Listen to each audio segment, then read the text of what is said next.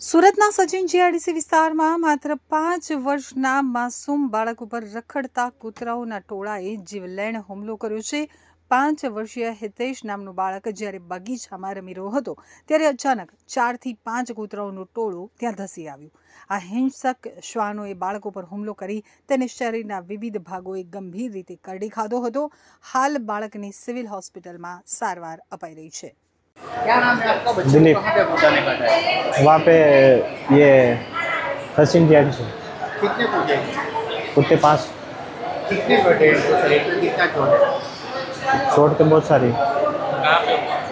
यहाँ सचिन जी से कितने साल का लड़का और क्या नाम 5 साल का है रितेश क्या कर रहा था वो? खेल रहा था। खेल रहा था। बहुत सारे कूदे वहाँ पे। हाँ बहुत सारा ऐसे दूसरे को भी शिकार बनाए किसी को? काटने दौड़ते हैं मगर काटा नहीं किसी को। अभी इसको ही काटा है।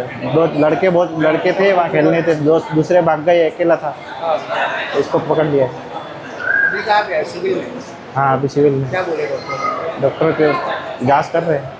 कितना जगह पे लगा उसको ऐसा? हैं? कितने जगह पे काटा है? तो ये पूरा गाँव है पूरे शरीर में।